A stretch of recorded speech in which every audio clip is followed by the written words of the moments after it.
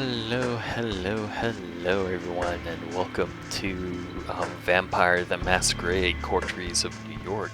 My name is Sam, and I will be guiding you down this road of exquisite taste and lovely folks that we get to meet. This is an entirely new game that I have not actually played before. I have seen played. I watched a playthrough with a streamer before, but I have not actually played it myself, but I knew I just had to, because, oh my god, it's so good. It's so cool. I love it. I love the art style. I love the little stories. It's magnificent. I'm wondering how I want to play this, because, my initial intention was to play the sort of, I think it's an expansion pack, but it's a sort of sequel, or maybe a prequel. Bug there. Alright, sorry. But I figured, like, okay, well, I'll play the first one first, since I also have never played that one too. We have just 3 characters we can choose: the Bruja, the Rabble against power and rage against authority. A seemingly insignificant man with significant ideas will join their rank. Oh, a seemingly insignificant man with significant ideas will join the ranks tonight. Didn't like how I read that. Get used to this. There's going to be a lot of me reading and a lot of me not liking how I read stuff. So this is going to be a challenge. Ventru, the aristocratic blue bloods embody wealth, sovereignty, and control. A top-level corporate executive will join the ranks tonight.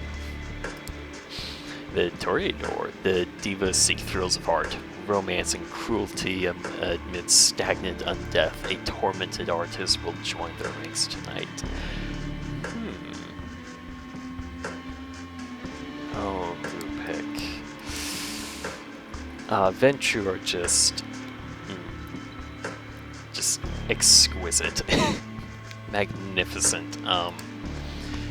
Bruja, I love that. He's got kind of like a Spike vibe going with the sort of like disheveled suit look and hair.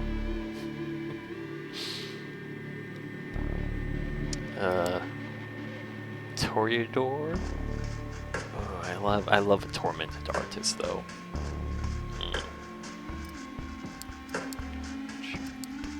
Toreador.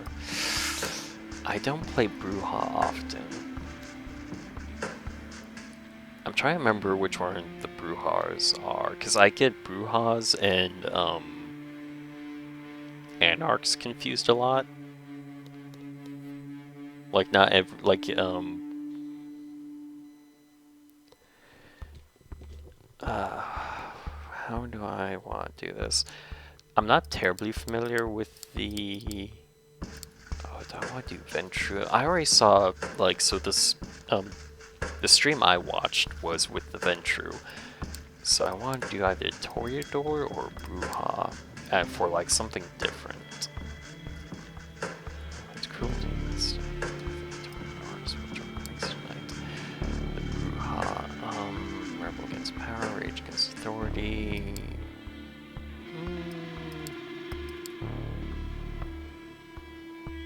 Not exactly sure who I want to go with.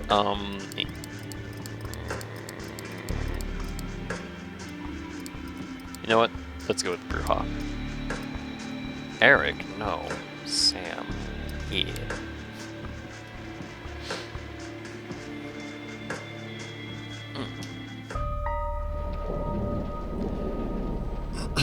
Okay, how do I want this character to sound? New York taught me to believe in fate. Oh wait, how do I? Okay. Had you asked me about fate, Had you asked me about fate when I was a human, I would have told you it's just superstitious bullshit. That we are all designers of our own destinies. That belief shattered when the richest woman in the United States, the actual richest one, not a face you could have seen in the papers, of course, sank her teeth deep into my neck.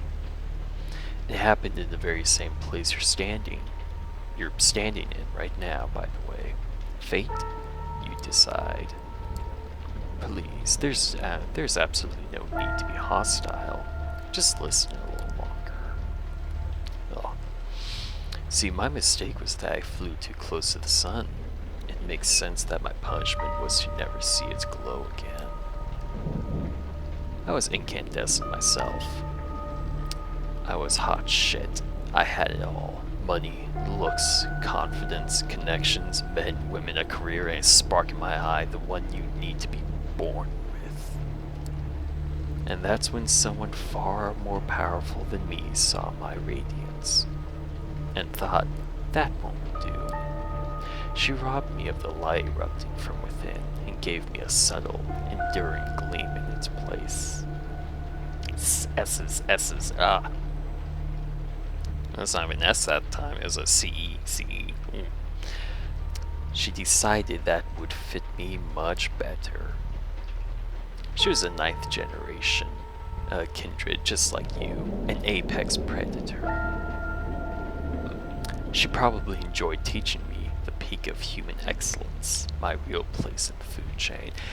Hey, Melloid Man! Yes, we're playing Angie Boy today. Yeah, which is not something I normally do. I normally don't even play, like, I've never gone very far in Vampire the Masquerade, like, the game before. Like, I've never even played, like, the tabletop. And the game itself, I've only ever done, like, I think Ventru and, oh, what was the other one? Toreador. Like, it was usually, like, a Ventru Toreador. I never even got past, like, Santa Monica. Like, I never got, like, into San Francisco. Like, I think just recently on a playthrough, I got to San Francisco. So, we're jumping into the deep end here.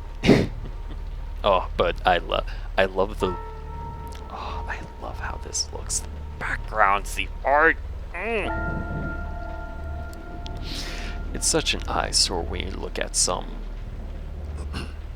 loudmouth braggart and see them for all they really are. The temptation to teach them a lesson can be unbearable, right? Well, my sire's lesson was a lesson about fate. A message saying you're eternally doomed to be at the mercy of your sovereigns. It almost drove me It almost drove me to destroy myself. What saved me was the ability to reinterpret her teachings. Hers wasn't a message of doom, it was a message of hope. Fate exists, and one can shape it if given the right tools. My sire didn't believe my tools were fitting for the job. She considered them toys, and me, just her amusing subject. Alright, that's can't send a shiver down my spine. It's nice. I played a one-shot one time as a Tremere. Ooh, that sounds cool. How'd that go? Well, she's deader than dead now, and I'm still here, standing right where she stood when we first met. You might have wondered how I've learned about your arrival to JFK Airport. My answer is, of course, destiny. As luck would have it, today happened to be a day some of my associates would inspect the coffins. Driving you here straight from the plane and having you wake up in such an unfamiliar place was a little desperate, and I do apologize for it. But it is so rare for you to visit New York 3 times in the last 15 years, was it? And you're never eager to inform me you're here. I understand you still have that meeting on 53rd Street later tonight, so I'll provide a comfortable transport. I value our relationship very much. Don't get me wrong. But it is precisely because I value it that I'm going to ask you to repay the favor you owe me. You're the only one I trust to do the job well, and without attracting attention. I'm gonna take a sip.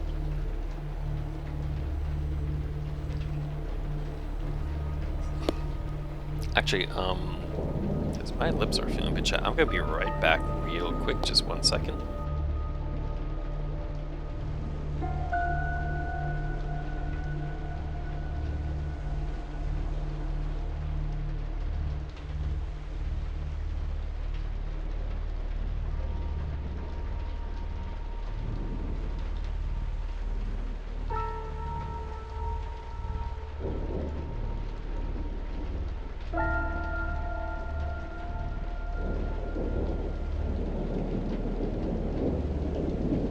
Alright, there we go. Should probably keep some chapstick with me. My lips have been feeling like, I don't know, they just get like really chapped a lot no matter like how much water I drink.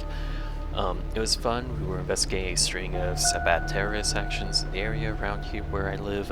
We didn't play in any of the bigger cities. I didn't say, oh, okay, that's neat. That's a fun little like one and done thing. Alright, you might think I'm crazy asking you to breach the rules of our society like this. You might think it's impossible to get away with it unpunished.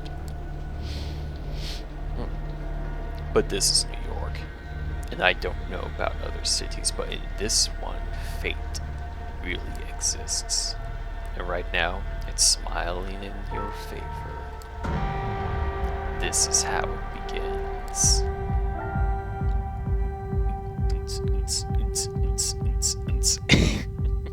The music is pounding, your pulse is keeping... Oh, the music is pounding, your pulse is keeping a pace. This is one of those nights that makes you feel alive, even though it started with you feeling dead.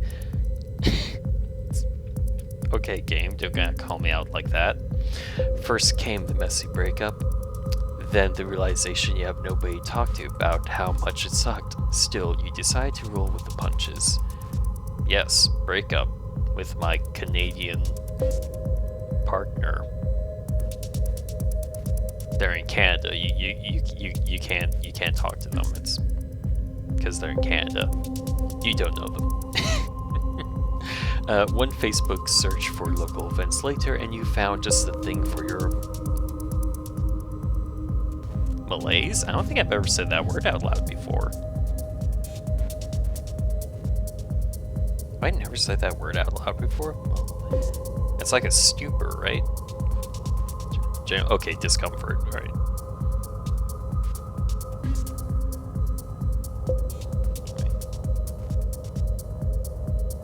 Malaise. Okay, yeah, malaise.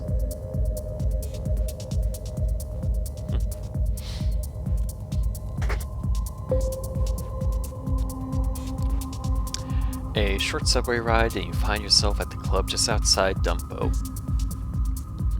Okay. Not a fancy one, mind you, more like a slightly refurbished warehouse, but hey, at least the drinks are cheap. I've never actually been to like a rave, like a party like this. I've been to, most of my life, it's always just been like small events at like someone's house with a couple beers.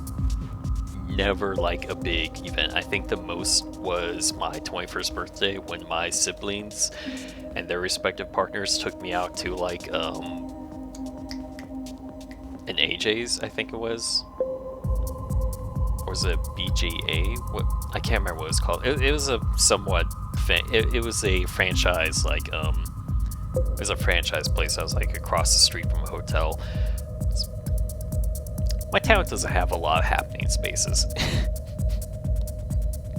Not a fancy one, mine. Okay, yeah, I already read that. But hey, at least the drinks are cheap. Okay. It doesn't sound better, but okay. The DJ seems to really know his shit too, alternating between cutting-edge industrial techno and classic Detroit crowd pleasers, expertly feeling out everyone's mood. An hour passes, then two. Am I the DJ? Hope not. No, this isn't. Okay, usually you'd feel awkward come to a place like this alone, but tonight you find something soothing, enjoying the crowd, blending in, even as you allow the beat to take over. Yay, all my cares are flowing away. Sweet.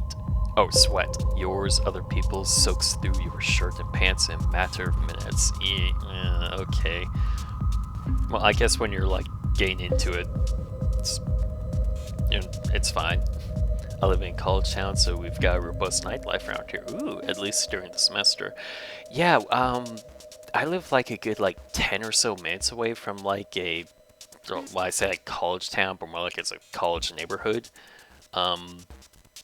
But like it never like comes this far down south to like my neck of the woods. It's unfortunate.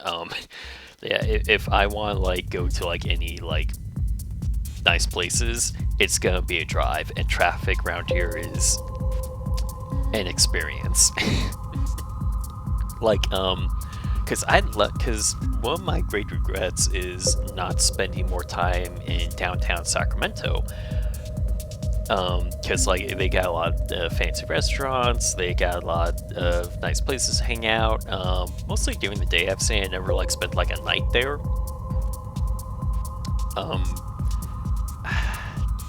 But because it's always a drive.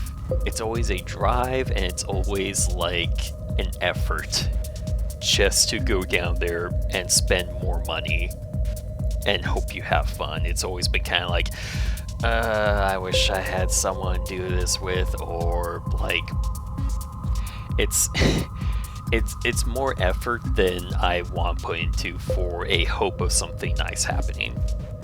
I guess is what it is. Which feels like could be the title of my autobiography. Should really change that about myself. Should put more effort into things. Okay, sweat. Lots of sweat.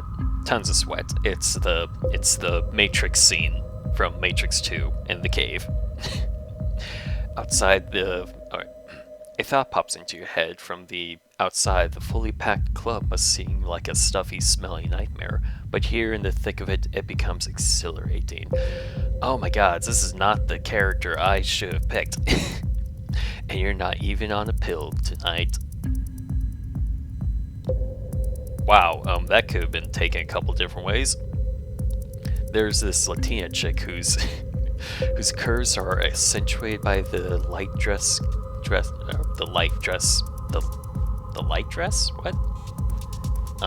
There's this Latina chick whose curves are accentuated by the light dress clinging to her body. Is that supposed to be the... Okay, it's a descriptive. Okay, the light dress. You could just say dress. Alright, doesn't matter. I'm getting too hung up on that. And she keeps bumping into you. Something tells you it only seems incidental. Yeah, it's a good night. You wish it could last forever because you know all too well what the next day holds. Is it unemployment? Waking up, getting dressed for work, the commute, the 9-to-5 grind. That will make you just enough money to pay the rent and keep living the overpriced shithole of an apartment. Okay. I guess that's better than unemployment. You should look up events in your area. I should. I know. It's... Thin would have been a better word for it, right? Yeah, like, okay, I can't go back to it, but yeah. Huh, that was a weird little, like, wording there. And with Jessica moving out, it'll all be coming out of your pocket. You run some quick calculations in your head and immediately come to regret that you did. That sucks. Never mind, you spot the Latina again. She is now next to another guy, hitting it off. Your chance of not going to bed alone gone. Just like that. Fuck. I don't think I have the voice for this character's inner monologue. Your mood temporarily shot down. You leave the dance floor and stumble your way to the filthy bathroom. You take a look in the mirror and start to wash your face obsessively, over and over again. Oh, okay, now we're back to being close to home. A voice from the past echoes in your mind. Oh, hey Jessica, you look like... Does she look like... Oh, what's her name? Uma Thurma? from Kill Bill. Was that the actress's name? Like, just with like shorter hair. I've never felt, Jessica, I've never felt like this with anyone. Seriously, I mean it. I feel like all of my relationships up to this point were test runs, a shitty way to compensate for my low self-esteem. But this feels right. Finally. Shut up, Jess. This was the craziest fucking day of my life. God, I need a smoke. Pass me a light. What do you mean? Cops took the lighter. There's one in your mouth. Am I having a stroke? Just shut the hell up. This is not you. Not anymore.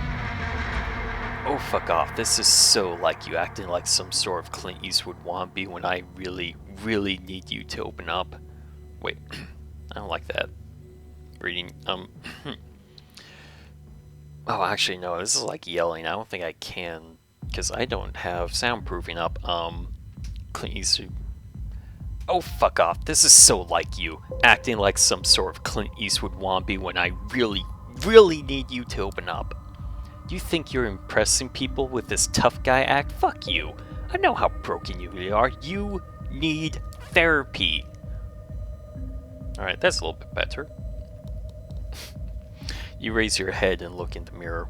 You try to smile, but all you can muster is a self-pitying grin. Oh wait, did I miss a bit? Alright.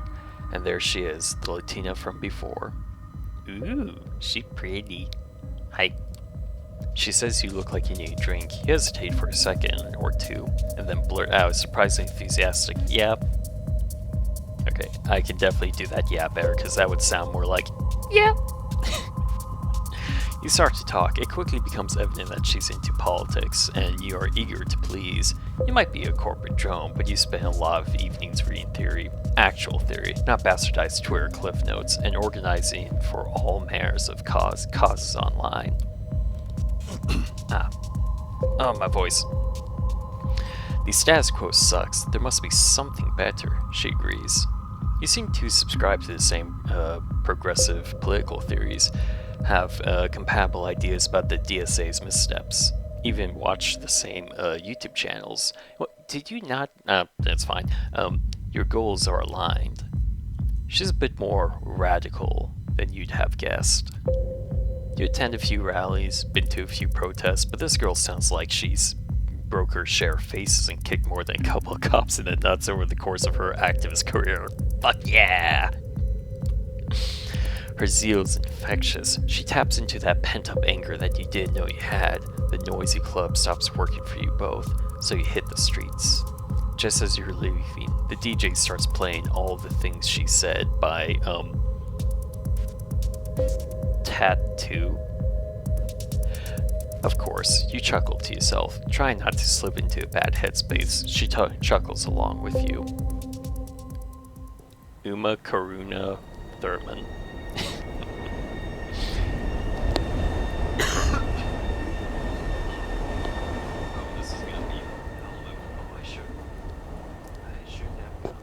I should have gotten myself some tea. It's chilly outside, but soon enough you find yourself too invested in listening to the girl's voice to care about anything else. You realize you've been holding hands for a while. The subway car is empty, save for a stoic middle-aged couple and drunk staring intently at his own feet. Plenty of room to stretch out, and yet she sits right next to you. You can feel her thigh pressing to yours, her breath on the side of your neck. Maybe it's the booze talking, but you distinctly hear her voice asking if she'd like to crash at your place. I've got a better idea, she says. At this point, you're down for anything as long as it lets you spend just a few more minutes with her. Just a few precious minutes. She takes you to a sleazy motel in the Bronx. Trading a few words with a balding, tired-looking guy at the front desk, he hands her a key. Still holding your hand, the woman leads you up the stairs. Oh, hold on my throat.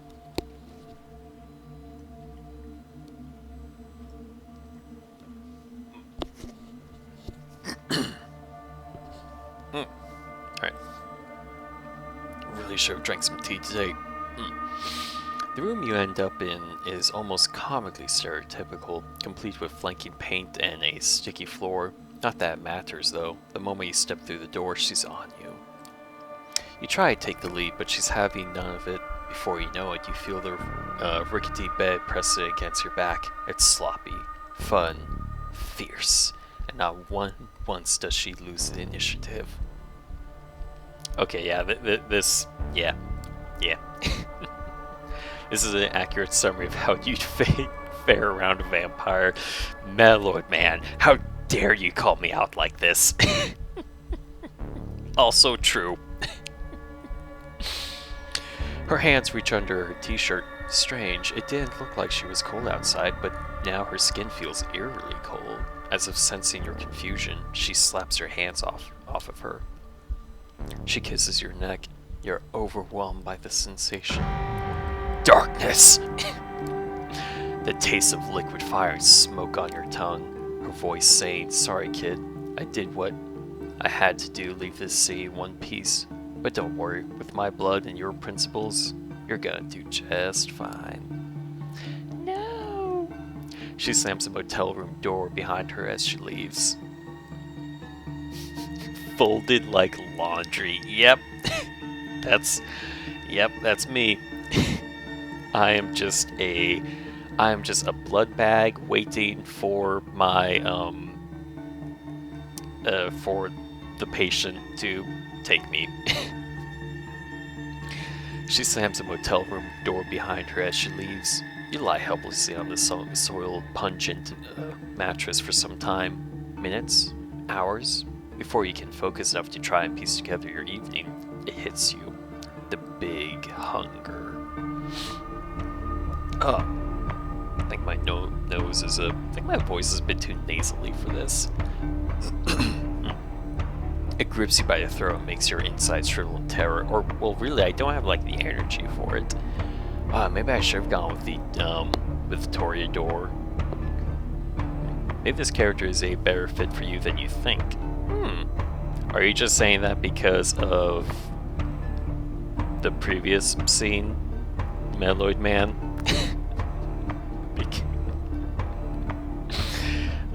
It grips you by the throat and makes your insides shrivel in terror. It's an all-encompassing emptiness that throws you on all fours. God, I'm so glad Allie's not here for this. Or, I know Allie's probably hating that she's missing this right now. You crawl for a while, squirming on the floor in sundering pain. Oh my god, this is me. Then jump to your feet and burst out the door.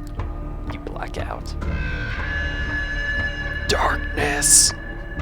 This isn't the room you saw when you last closed your eyes. Closed. Oh, I saw someone. I saw movement. I'm watching you. Darkness! Somebody curses you. I see you. Who are you? Are you the G-Man? Been through this shit before. Somebody curses at you. A small, naked, buff dude holding a short leather whip. Oh, that's what you meant. Wow, what a goofy motherfucker. He throws a punch. He yells out several slurs. Okay. He hits you in the jaw. You black out again. The guy isn't moving anymore. There's blood on his neck. There's blood on his arms. There's blood on the floor. There's blood everywhere. Wow. Whoever did this is one sick puppy. You realize you're sitting on top of his corpse. But you hear a whimper. Oh gods, what's gonna happen next? Perhaps this is also the most human vampire. I think it fits better than trying a suave vampire. I can do suave, can't I? Oh, whom I can't. I definitely can't do suave. You hear a whimper. Someone else is there. A woman. Her arms are tied to the bed frame, an eye mask over her face, red marks on her back. Oh. This time you see it happen. You want to stop but can't. She almost manages to get a scream out, but it dies in her throat as you bite into the side of her neck. You drink. Oh, is this like another room we busted into? Oh no! Blood. You're drinking blood. You could swear you feel her life force escaping her body, entering yours. Suddenly terrified, you tear away from her. She's not moving. She's not moving, but she's breathing. There's barely a mark on her neck. The guy on the floor, though? Ooh.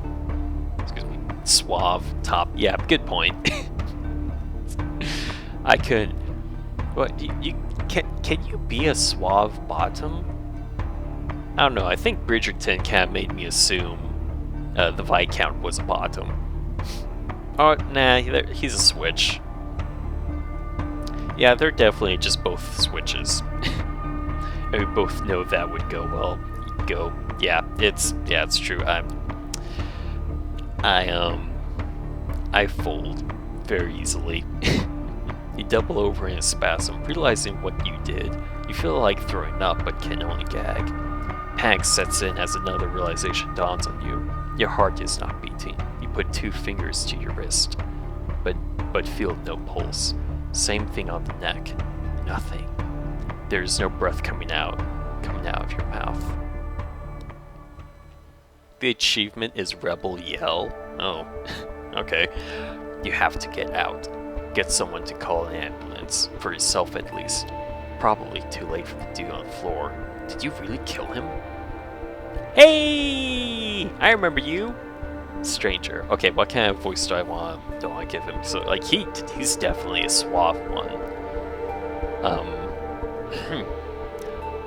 He's suave with a mix of daddy. Oh, can I? Oh, that's probably just outside my range. How do I want to do him?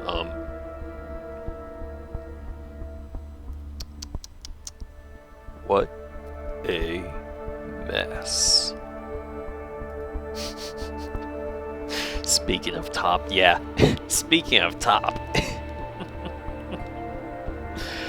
You look up. I just had the image of that meme of like it's one of the Pepe memes of when he's like on the floor like with his food spilled everywhere looking up crying at like someone bullying him. That's how I think my character is right here at this exact moment. You look up, the door to the room is ajar. A tall, handsome, broad-shouldered man fills the entire frame. That's a frame. He brushes an imaginary speck of dirt off his perfectly tailored suit.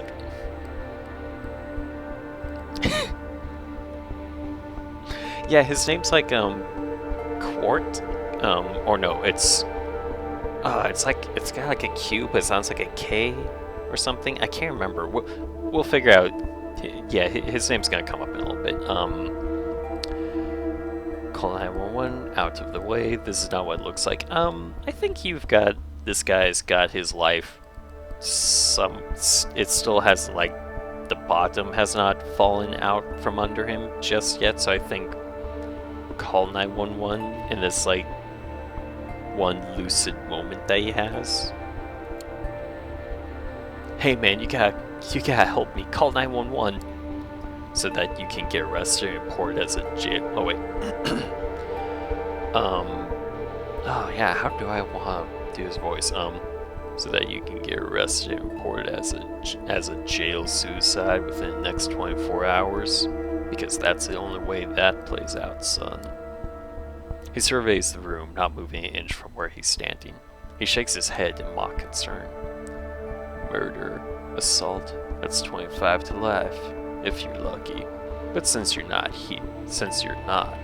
it's a death sentence. He takes a glance at his expensive-looking watch. Lucky for you.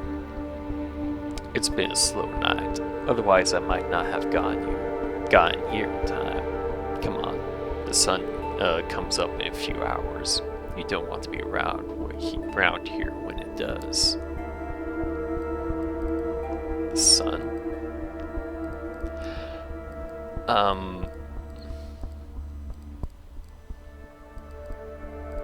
mean, we are Bruja.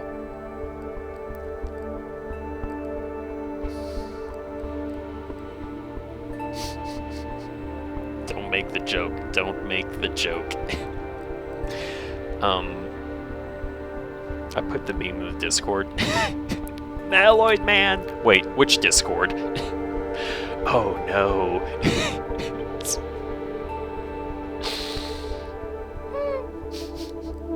Okay. Thank you, Maloid man. Alright,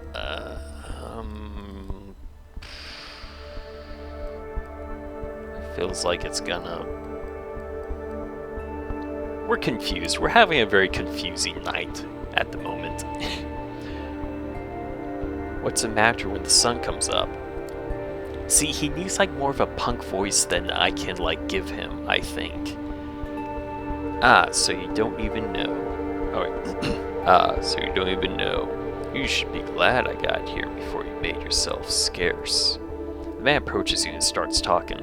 His tone remains unnaturally calm. Oddly enough, you find it both soothing and slightly unnerving. Best combo. Now, listen to me. Now, listen to me. I know this is all new to you, but I've dealt with hundreds of strays like you. And going by my experience, they tend to fall into two categories. First, there are the smart ones, who carefully obey my every word and don't try to pull off anything stupid. I always get them where they need to be, safe and sound. And then there are the dumb ones. Hey, that's me! The punks who thought they could take me on. Okay, that's not me. Depending on the context. The wise guys who try to contact somebody secretly and without permission. The troublemakers who try to run off or make a scene. None of them got to their destination in one piece. In fact, most of them never reached their destination at all. His voice becomes slightly bored and monotone. Oh, that is also me. You can tell he's given this speech before, likely dozens of times. So you see, so you see why I generally consider myself pretty smart. I'm also a Mets fan. I forgot about that. It's my one true weakness. One that inspired me to come up with a 3-strike system when dealing with pups like you. I'm a puppy? If you get on my nerves once or twice, well, I understand. Not all of us perform well in stressful situations. There are two kinds, bottoms and brats. Maloid man.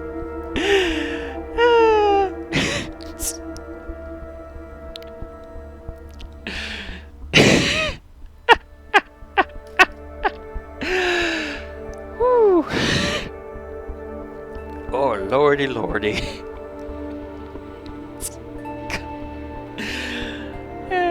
Alright. Oh, where was I? Okay. But cross me 3 times and you're out. No excuses, no forgiveness, no mercy. As he's talking, he slowly approaches you, adding a bit of a theatrical swagger to his walk. Eventually, he leans in, deliberately invading your personal space.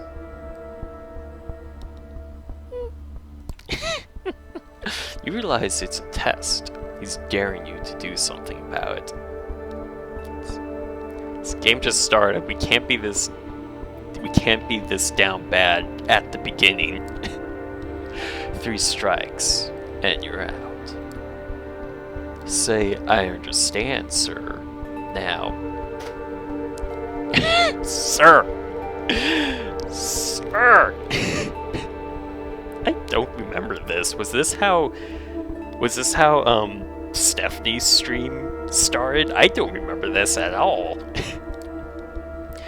You've never been too eager to bend the knee to anyone. Lie. Outright lie. But this is something else. This man's very presence instills a primal fear in your heart. Game, please, you gotta at least give me like time to recover between these.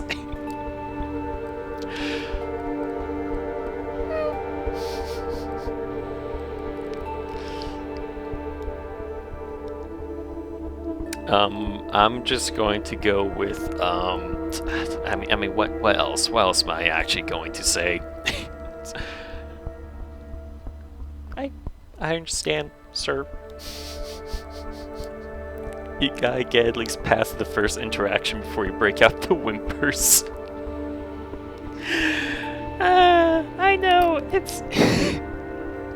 it's been a long time. It's been, like... When was this? When did we watch that stream? That was a year ago, right?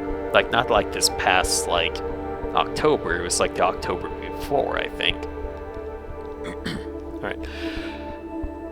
Glad we have an understanding.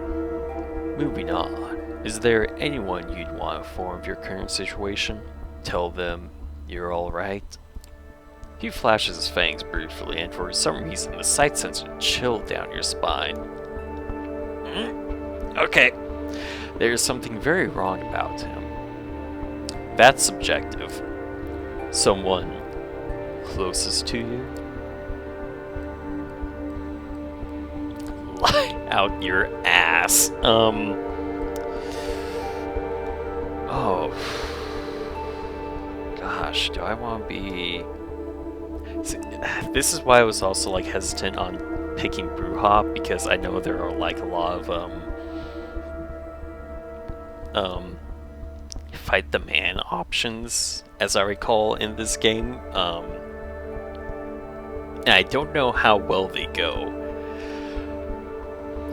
but I also don't want to be like instant game over. Or something that's just gonna like really mess me up down the line. No, I think it was last year. I've only been around for about a year. Oh, okay. Has it really been only about a year for you, Metalloid Man? I feel like you've been around for like 2 at least.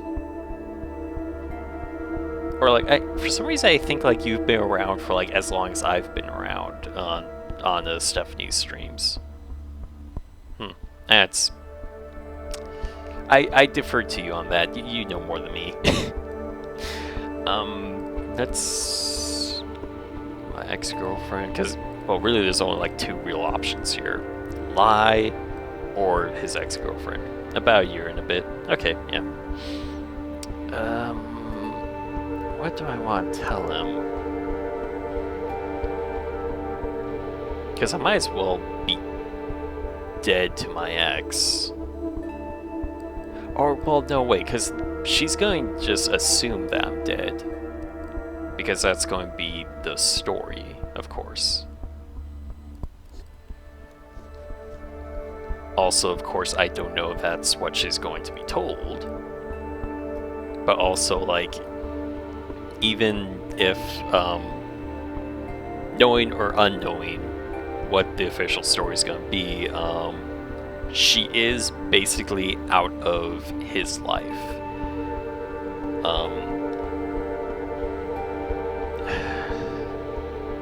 Well, the other thought is that, like, because she still hasn't actually, like, technically moved out of his apartment.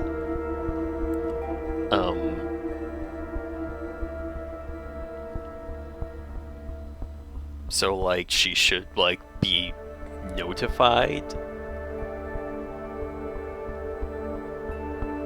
Because I'm trying to think if this is going to cause her to come and try to find you, or if this is going to be like, if I inform her, like, is she going to come back later?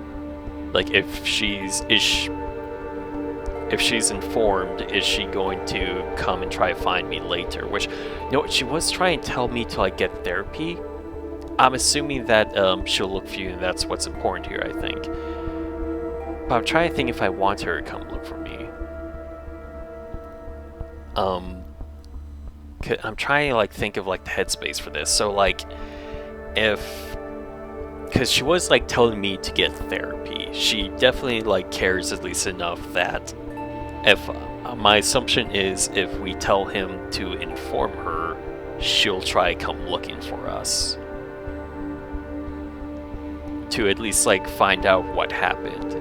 And if I just lie, and she's not informed, and she just gets, like, the official story of, like, well, he died, sorry, terrible accident, but I'm trying to think, like, what's going well, either one sounds like she's gonna come looking for us.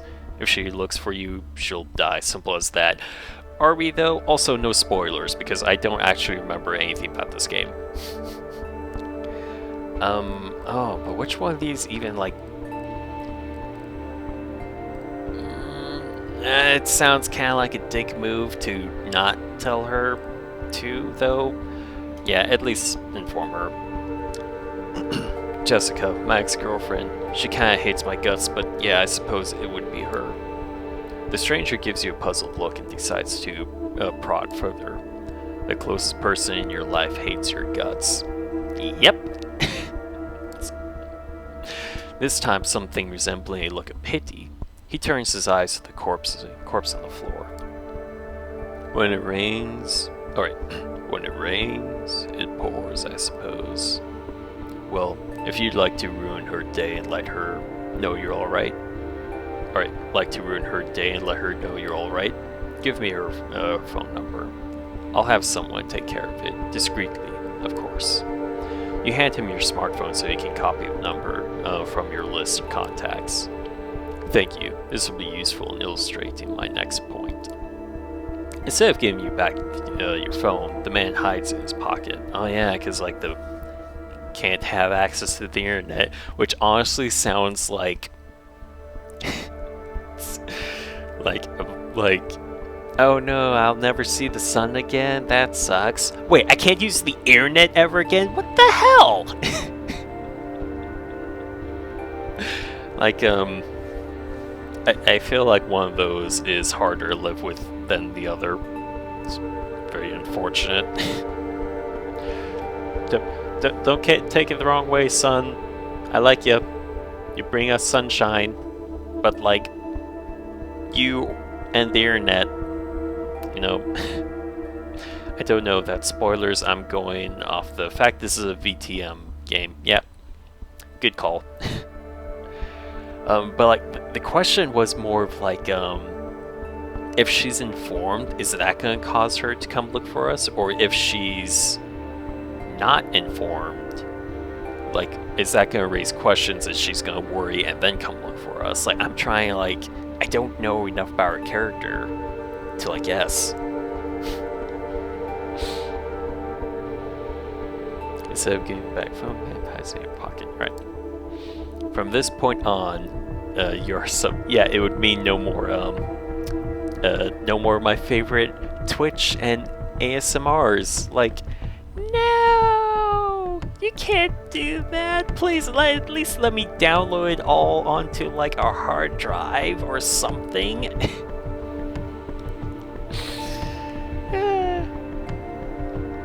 From this point on, you are subject to different laws than the ones you grew up under, and you will be watched by many eyes to ensure these laws are respected.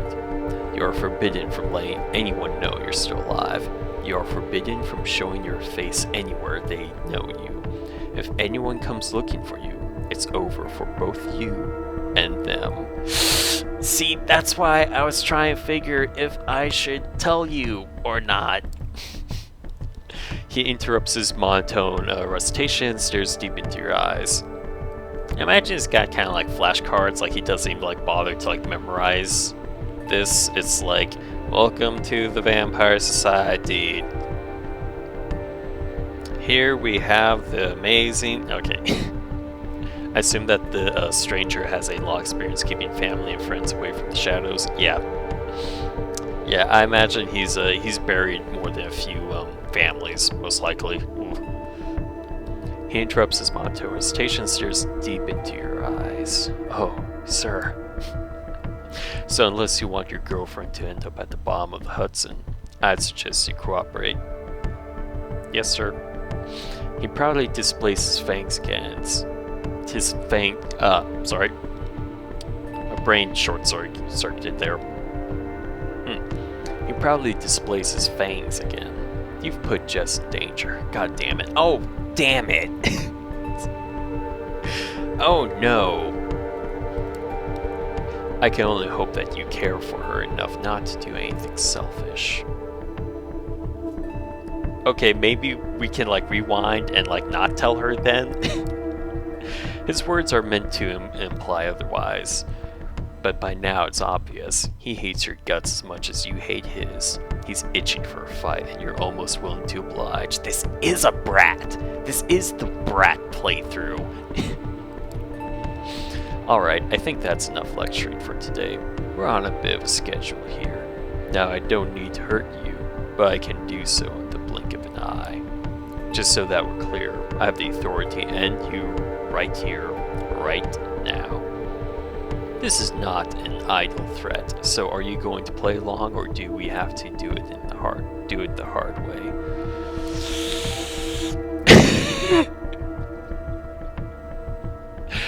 Disrupt your surroundings.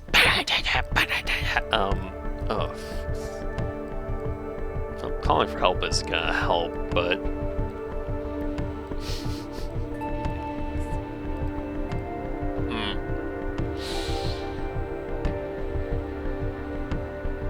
I mean, is that actually gonna like end the game? I don't know.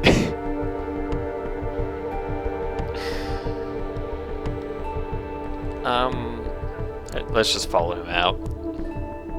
You weigh your chances, but it doesn't look promising. The guy is fit, determined, and looks like he means business. You, on the other hand, are confused, exhausted, and on the verge of a panic attack.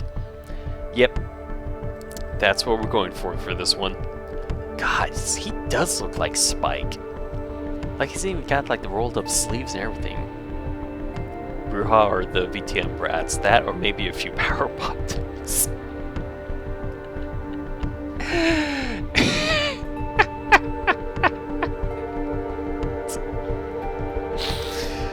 I just have a flashback to when like I think it was you or someone in the server like said like I have like power bottom energy. I was like so confused, like that doesn't sound like me.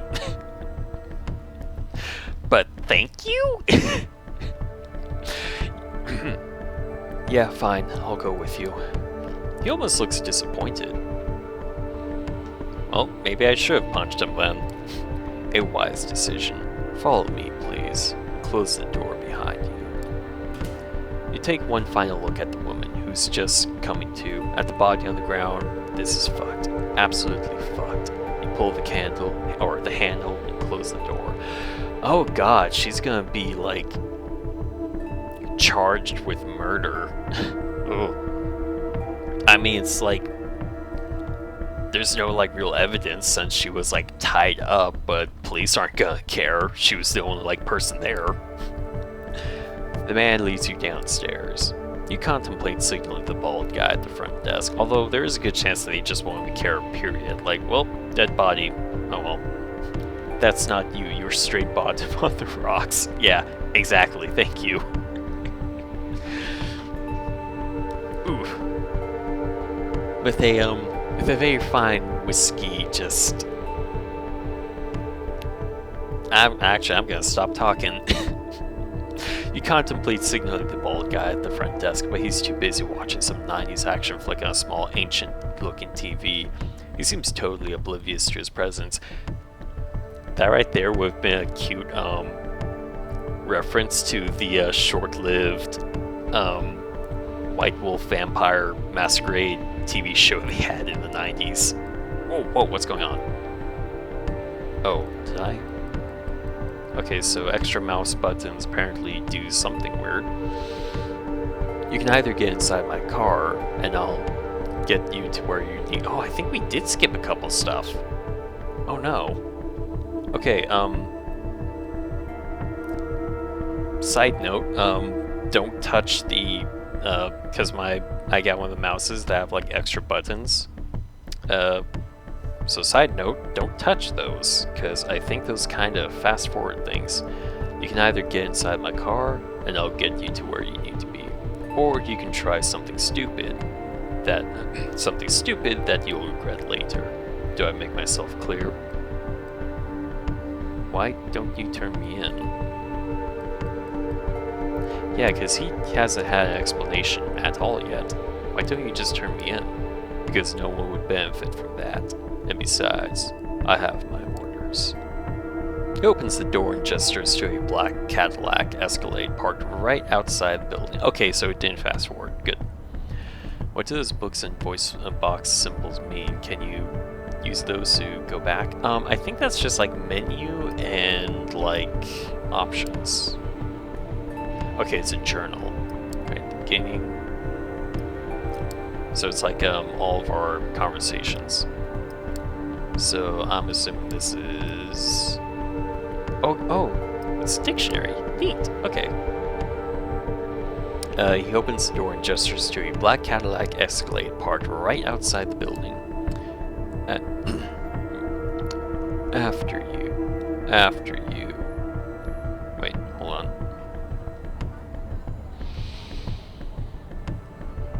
After you. No, I can't get my voice low enough. I got my voice when I was sick with COVID, or on like the recovery of it. My voice got so freaking deep. It was like, oh my god, I'm hitting baritone levels. I had no idea I could do this. And now that I'm healthy, it won't. And I'm just like, oh, dang it. Make a run for it.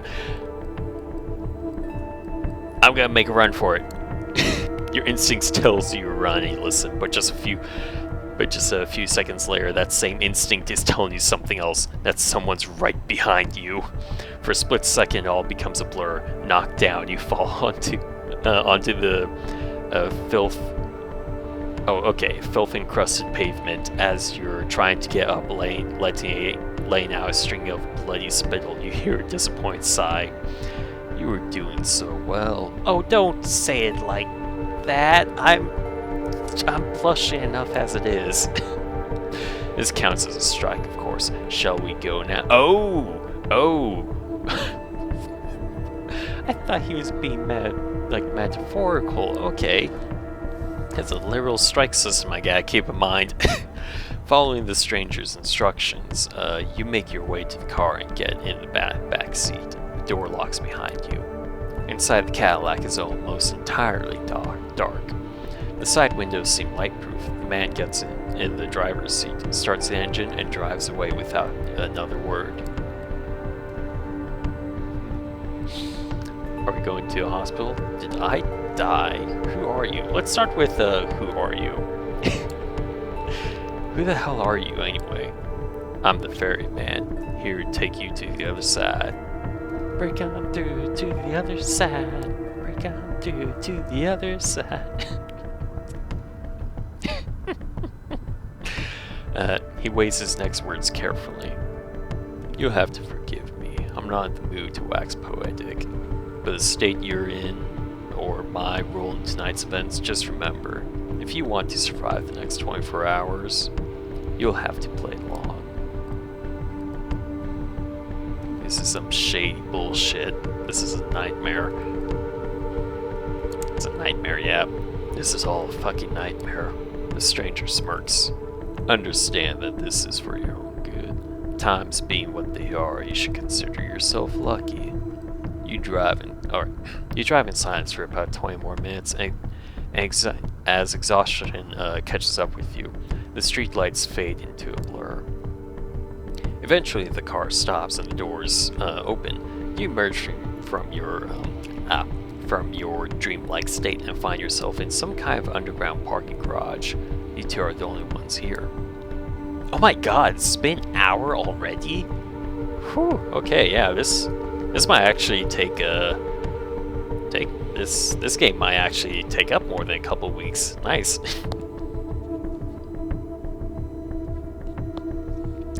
Just take a little sip. The man points to a nearby door. Go on in. Make yourself comfortable if you get hungry again. Take a look in the fridge. I'll pick you up tomorrow, and you'll get your answers. Behind the door is a small room. No windows, just a simple bed and a single light bulb hanging from the ceiling. A small fridge is humming away in the corner, accompanied by a rattling AC fan in the wall. Guess I have to trust you. I'm not going in there. This is fucked up. This is all kinds of fucked up. Trust me, you haven't seen anything yet. Just know one thing. Remember when I said you were lucky? I meant it. See, my job is to get rid of problems, but I'm not always this polite about it. T's and S's. This time, I was specifically told to mind my manners. Hold on, I'm gonna stretch a bit. Ah!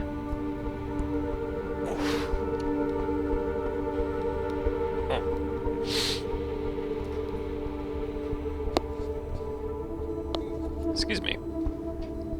So believe me when I tell you, considering how this night could have turned out, being stuck in here for a night is a really good deal. Now get in, or I'll throw you in. Walk inside the room. Yeah, I think we learned our lesson about trying to escape. You step inside, the stranger nods. Good night. He closes the door behind you. It looks sturdy, but as he's locking it, you notice claw marks all over. Looks like some previous guests weren't satisfied with their stay. You decide not to dwell on it and check the fridge. There's a single plastic bag there filled with red liquid. No label. Tomato soup? You feel sick to your stomach. Best to leave it for now. You lie down at the bed. It's a simple mattress on a metal frame. You can't help but think it looks exactly like the one back at the hotel with the bound woman. Oh right, you killed a man tonight. Or did you? Did I? Maybe none of this is real. Maybe it's all an elaborate prank. I don't know, bro. Seems pretty real to me. The girl at the club just might have put her up to it. This is... Wait, okay. What is the relationship with your ex that's a possibility in your brain? The tall guy's clearly in on it too. Now he's back with them, and they're all laughing their asses off. Maybe this really was just a bad relationship between those two. Darkness! You don't know what to think anymore. Your mind races, but you're too tired to keep it going. Finally, you tense up one last time before drifting away into oblivion. You wake up. That in itself is a surprise. You barely remember when you drifted off. It didn't feel quite like sleep, more like plummeting into an endless void. You imagine that's how death feels like. The room is unchanged. The lamp is still on. The AC is still rattling. The refrigerator is still humming. You take a look at your watch. It's almost 9 p.m. You've slept for 17 hours straight. Whew. Maybe you died. Your breath is gone, and you feel no thumping in your chest. Does that qualify as dead if you're still conscious? You're not sure about that, but you are certain about one thing. You are hungry, and it's not your stomach rumbling, though. It's a need that starts somewhere in your abdomen and spreads to your chest, throat, and back of the head. You open the fridge. The bag is still there. You take a closer look at it. If it's soup, then its color and texture are off. You pull the cork out, take a whiff. You recognize the smell immediately. Holy shit. There's no mistaking it. It's bagged blood. The smell is faint, and you remember some situations in the past where you found it nauseating. But now it's almost, no, not almost. It is enticing. Drink the blood. Chug, chug, chug, chug, chug. It feels wrong, but right now, there's barely anything in your life that doesn't. To hell with it. You pour a bit of liquid into your mouth. It tastes bland, reminds you of cheap supermarket juice. Just enough flavor to register as what it claims to be on the box, but nothing like the real thing. Nothing like what you had the last time. You swallow it. Somehow you don't feel sick. In a weird, messed up way, you can't help but think it feels nourishing. You take a few more sips, and then just another one. Suck on the bag a little more. Oh, God. No, part of me is just kind of glad there's only like one person watching me read this. Eventually you find that you've emptied it entirely. All. You look at the bag info pressed into the side. You look at the info pressed into the side of the bag. 45 milliliters of it. Even with its blandness, you still feel like having more. You realize your body longs for that intoxicating high you felt when an image of that corpse crosses your mind, causing you to wince. What have you become? You try to piece your thoughts together, make sense of it all, when you hear the lock click and see the door open, standing there in the well-dressed stranger you met yesterday. Immaculate suit again, that predatory look like a hawk on a hunt, but somehow more relaxed tonight. So like a tamed hawk, maybe. Alright. Good evening. Slept well? He notices the discarded empty bag. I see you had a bit of a snack. Was that really blood? This just kind of feels appropriate, like what we said before. Okay, no.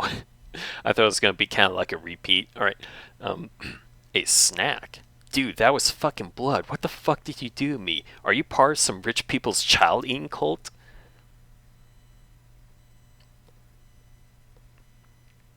I don't know how to respond to that. Instead of replying, the stranger just gives you a pitiful look. Come on, we've got places to be. The car is humming in the empty parking lot just outside the door of the cramped room you have spent the day in. Man motions to it politely, but with a stern look on his face. Nope, we learned our lesson. I jacked the car. I get the feeling he's got like a... Well, for one thing, he definitely has the keys. So you're going to have to try to hotwire it, which I'm assuming my character does not know how to do. So he's probably just going to like pull you right out of the car, attempting that.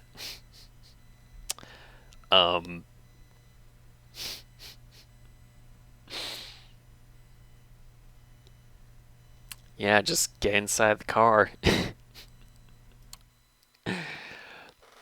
I'm trusting you here, man. I'm touched. Sincerely.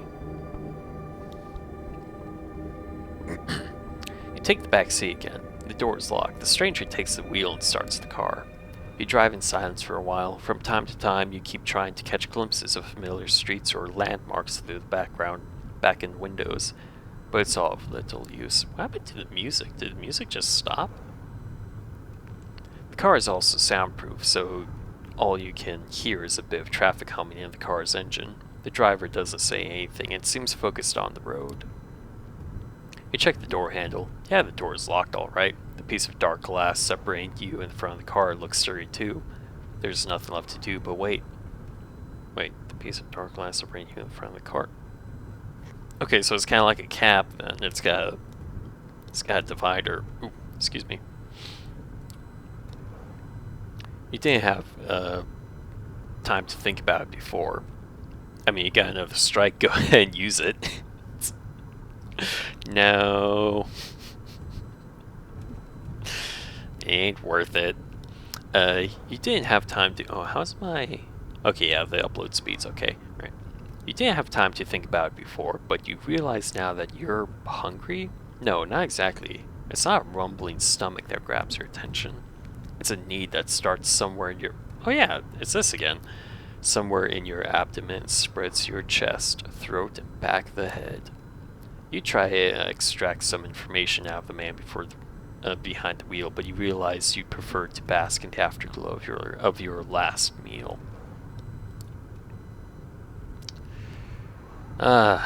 These words. You wouldn't have expected it, but you spend the rest of the trip lost in your thoughts.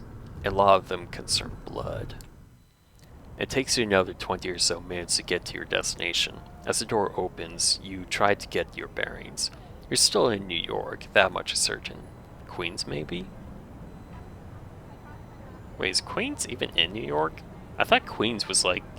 No, Queens is a district. Yeah, okay. Or... is it a district? I don't know enough about New York. I feel like I should, given how much media is said, like, in New York. I feel like I should at least be aware of, like, where some things are.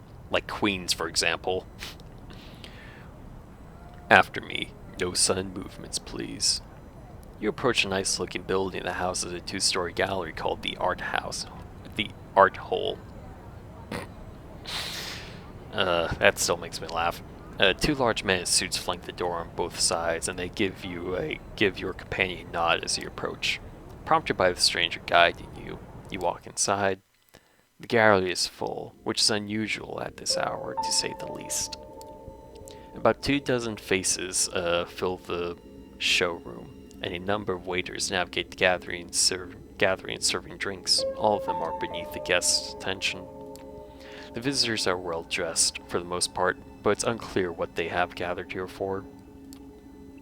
Nobody seems to be particularly interested in the art pieces on the walls, and the atmosphere is polite, unnaturally slow. So, wait, hold on.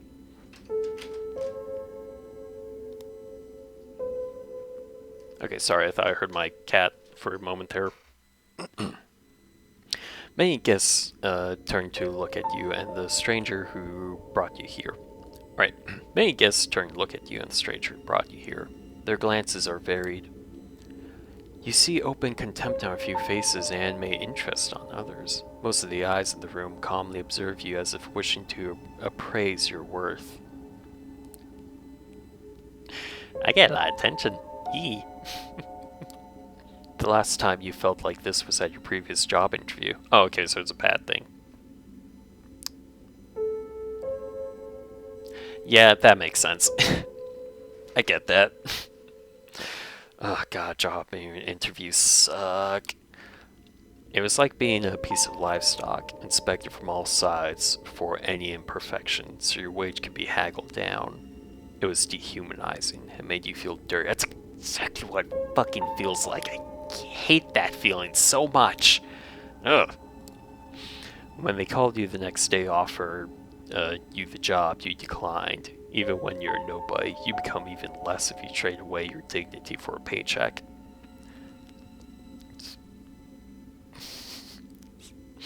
It's really hitting the nail on the head there, huh? I'm sorry. I wonder if I didn't get a response from the application I sent to a recent job because I put because on the application it says like it's a standard question. It's like, how much do you want earned per hour? And like $18 an hour. That's how much I want to earn, because that's how much I feel like I'm worth, and I feel like I'm giving you a deal for that, because like I have experience with like this kind of work. I have worked cashier and warehouse. I am a certified forklift driver. I think I'm worth at least $18 an hour, and I'm pretty sure that's what got them to say no. The memory makes you feel warmer inside even now, although the state of your bank account never did. Good evening, Quader. Okay, good evening, Quader. And to you, child. Alright, but how do I actually pronounce that? Because I'm pretty sure I am not pronouncing that correctly. Oh wait, was it Kadir? It was Kadir, wasn't it? Okay, I remember this now. It was Kadir. Alright. The second I saw it, and then just a few moments, the memory just like popped right back into my brain. It's like, oh, Kadir. That's right. Alright, the woman. Good evening, Kadir, and to you, child. I feel like child needs to be pronounced differently, like child, or not child, like childish. Child. It's just child. It's just child. It's the word child. They just put an E at the end for no reason. The noble, cold voice takes you out of your head and back to the situation at hand. The gallery, a crowd of strangers, you being brought here against your will. For what purpose? The room awaits your response. I'm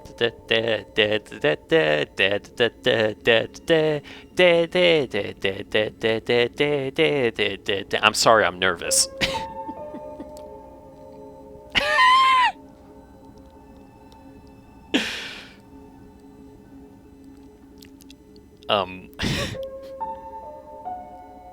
Okay, so I remember that this is, I'm pretty sure is the prince, I think we're talking to.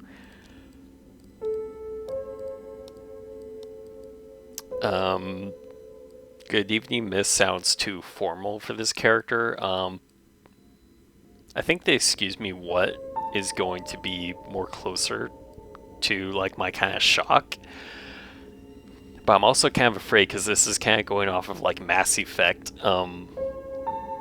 rules, where it's kind of like this is a suggestion of what you're going to say. It's not like an exact like word for word response. So I'm trying to think like if this is actually going to be, is it going to be like that kind of confusion of like excuse me what, or is it going to be like a like what is happening, who are all of you, like in a very like rude way. It's not like I'm trying to like guess what the tone is going to be. Should I think just being polite might be the way to go, since I am a bottom. No, I think I'm just gonna go with excuse me what. Okay, good. Excuse me what? The Prince of New York City, Helen Panhard. I do not remember that name. Alright, let me try that again. The Prince of New York City, Helena Panhard, child of Michaela, is addressing you, whelp. I bet he calls a lot of people whelp, like all the time. Prince Panhard, my sheriff, this harshness is unnecessary. This fledgling has every right to be confused.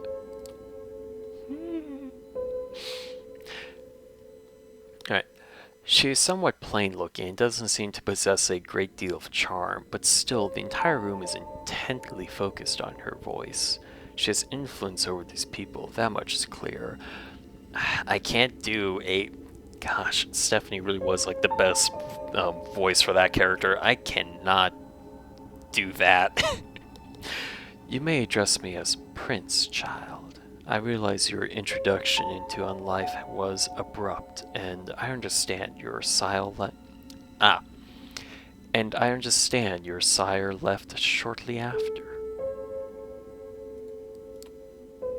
The rules of our society dictate I punish you both for this transgression. A murmur of agreement, maybe? A murmur of agreement, maybe? Can be heard from the gathered audience. But I am willing to listen to what our loyal sheriff has to say about the circumstances of your embrace first.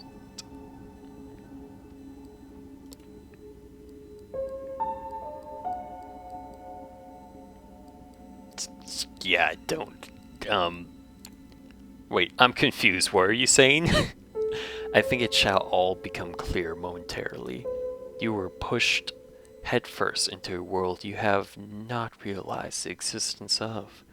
But before you can partake in it, there needs to be a trial. You're about to be judged by the court of New York City. Kadir, Kadir. Yeah, Kadir. Kadir. Damn it, I lost it again. What was it? What did I say? Kadir? Yeah, Kadir. Please let us know. No, please tell us how you found this fledgling and what happened on your way here. Well, I tried to run once, and only run once. Court, Prince, is this some kind of secret society make-believe? Hold on, I'm gonna stretch again a little bit. Oof. God, I love his hair. Wish my hair was like that, although it's more likely, I wish my hair was more, like, I wish I could pull off that hair more. I think it's a goatee, kind of like ties the whole look together. A trusted informant who has chosen to remain anonymous at this time tipped me off about a suspicious kindred appearing in one of our domains. Upon investigating, I found them gone, but this fledgling remained in their place. The hunger made him savage. The hunger made him savage prostitute and his client in a Bronx brothel belonging to one of the ministry. I've already spoken to I'm sorry for my pronunciation. Sansaric about this and made sure it'll blow over. Regarding the fledgling themselves, surprisingly enough, he offered. No, I'm just gonna roll with it because as a character, it's not me. Surprisingly enough, he offered little resistance last night and cooperated on our way to the safe house. I was pleased to not have to force his compliance. We made Kadir happy. No, wait, not Kadir. Kadar. Kadir? I just had his name in my brain. Why did I forget it so quickly? We had a quick chat, but wishing to appear here post-haste, I urged him to join me, which he did without struggle. Again, a pleasant departure from my usual routine. His thirst partially slaked with the bag of blood we kept in the safe house. We had a pleasant enough drive here. I'm gonna do that again. We had a pleasant enough drive here. The story ends with us arriving at Elysium tonight. Really should have eaten something today. That's my stomach growling. All eyes on you again. You take a special interest in one of the faces. Is it her? Is it? It's a beautiful woman with curly, almost blood-red hair and a dress to match. You see her whispering to some bespectacled man with an absent-minded look on his face. Who is she, you wonder? Thank you, Kadir. Kadar. No, Kadir. I take note of this Thank you, Kadir. I take note of this fledgling's behavior and will take it into consideration later. She turns her attention to you. First, there is the matter of your sire, the person who brought you where Kadir picked you up from last night. Who were they? A fight. That doesn't sound right, but sure. A Latina woman, very radical. Okay, so it was more of a shortened thing. A Latina woman, very radical, unless she convincingly lied to me. She was special, extraordinary. She had fire, conviction, temper. She seduced me easily. In fact, made me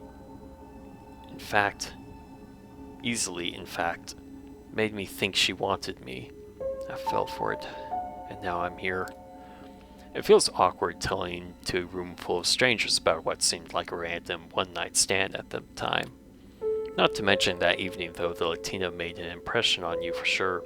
Her face is already fading from your mind. You realize she never even told you her name. Well, Kadir, does that sound familiar? No, it does not. Or at least not familiar enough. I will continue the search after we're done here. The receptionist who spoke to me know her. I doubt that, but I mean, it's a lead. But hold on, I'm gonna take a sip.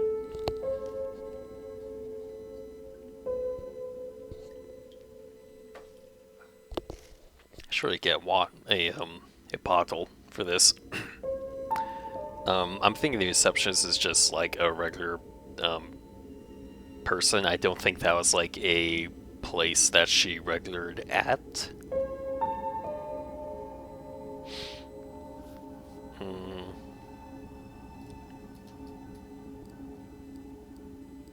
Oh no, wait, the receptionist.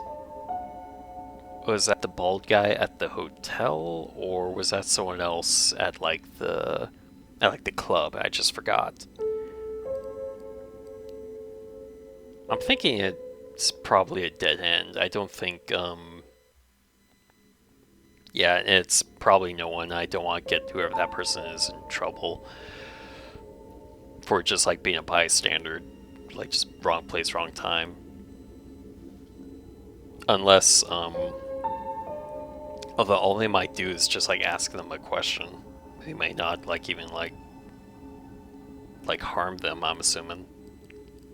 I'm gonna go with can I go now?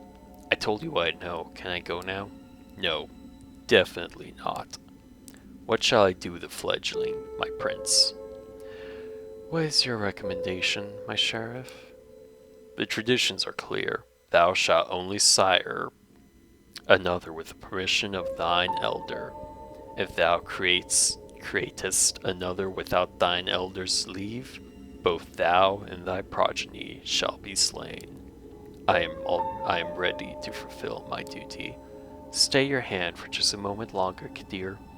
I wish to consult my counsel on this. Make sure everyone is in agreement. Of course. Of course. See, I'm trying to like get that like natural deepness, but it feels like it's coming out like forced. And as like time goes on, it doesn't sound like I'm doing any better at all. I feel like I'm just like trying to make my voice as deep as possible in like the most like unprofessional way. Like the most like tiny person trying to make themselves sound like more threatening, like I am big and strong. He seems strangely relieved. The prince leaves the main showroom, and a handful of people follow her out. You're about to ask this Kadir what all that talk of traditions and councils was when the red-haired woman approaches the two of you. Sophie. Mommy! Mommy? Sorry. Mommy? No, she's not mommy. She's, mother? Apologies. Mother? Apologies. Mother? Apologies. It's her. Oh, what voice to give her? There's no voice I can do that will be justice for her. Sheriff, I was wondering if I could have a word with the fledgling. What for? She lowers her voice in response. Come now, Kadir. We all know what the verdict is going to be. Let me speak to them. You might not have to stain your hands tonight after all. She's fun to read. Her words grab his attention. His face is hard to read. It's like several emotions are struggling for domination.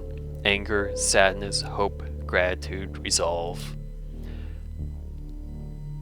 I'll go get my sword. He steps out of the room the way you came, and you are left in the showroom with the woman in the red dress. She takes you aside, and the eyes of the remaining guests follow you. Well then, fledgling, you're in quite the pickle. I'm a pickle.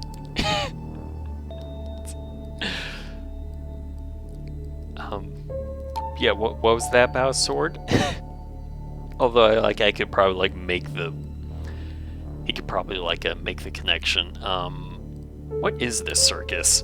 What the hell's with this party of rich sickos? Looks like something straight out of a conspiracy theory. Yeah, because no one's actually like said the word vampire yet. Everyone here knows a thing or two about conspiracies, but we don't have time to discuss those right now. So I'll stick to explaining what concerns you most directly. Last night, you became a vampire. Wait, what? Oh yes, I'm very well of how ridiculous that sounds. It's the reason why we have these nicer words for it. Kindred, being embraced, having a sire. The fact remains. The beings called vampires, you're looking at them. They're us. You glance around. Some of the guests are still occasionally looking at you, commenting on you in hushed tones. Many of the patrons are pale. Really pale. Most hold glasses of wine. Oh, that ain't red, buddy. That ain't red. No, not wine. That's not the right thickness. And not the right color, either. You're trying to come up with something sensible to say, but you're drawing a blank. It makes a morbid kind of sense. You drank blood last night, there's no denying it, and your breathing has not returned.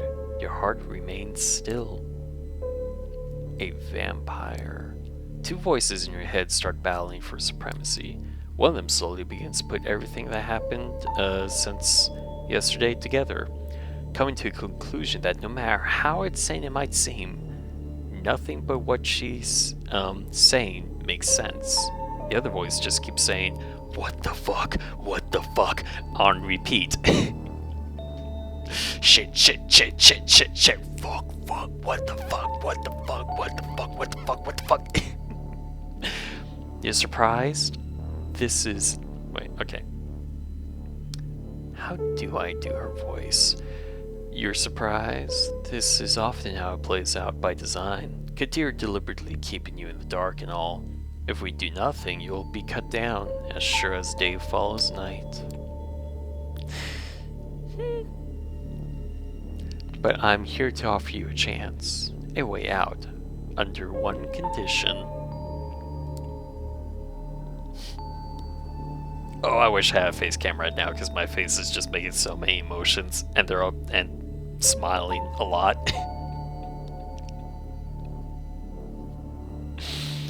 I will take you under my wing. If you're lucky, the prince will be in a good mood tonight, and your difference to Kadir will work in your favor. She might agree to this, but only if you swear fealty to me. Yes, mommy, mother, ma'am, yes.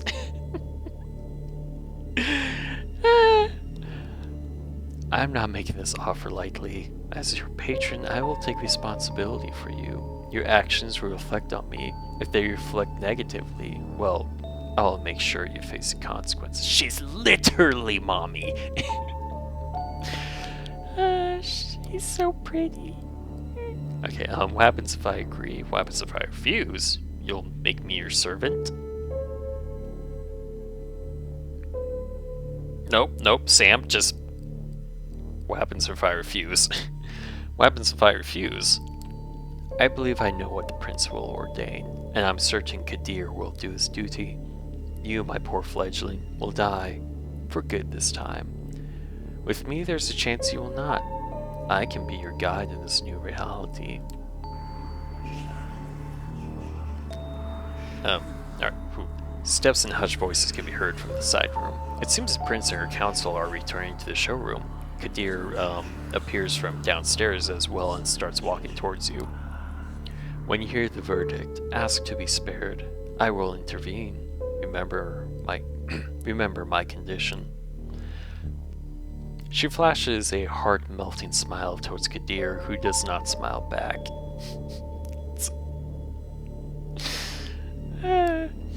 The sheriff's immaculate suit is now complemented by a curved, oriental-looking metal scabbard, fastened with a colorful sash around his waist. It would look vaguely ridiculous if it wasn't surprisingly intimidating, first and foremost. Listen, I got a good, like, sight of this guy and his frame. He can pull that off. Not only can he pull that off, that would look amazing. Kadir takes place next to you and observes as the prince takes center stage again. Loyal kindred of the New York City Camarilla gathered here tonight. I have made my decision regarding this fledgling. She briefly addresses you. I want you to know that this was not an easy decision to make. For your part, you have not done anything to earn our ire.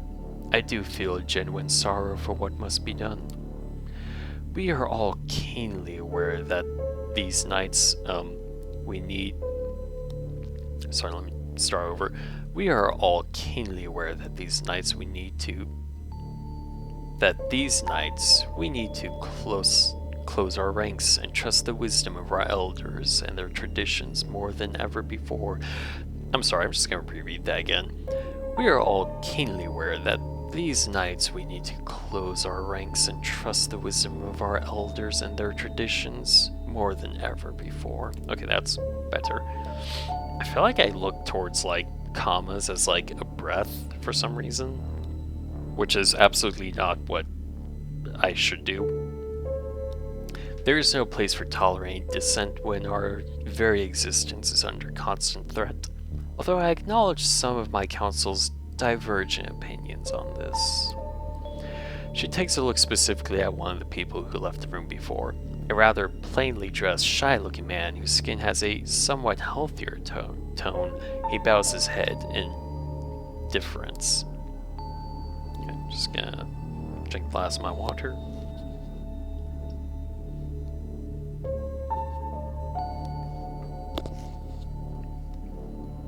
Excuse me.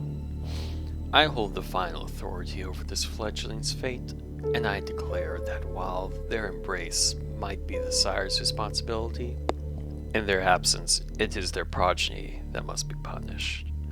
The sentence is final death, to be resolved presently.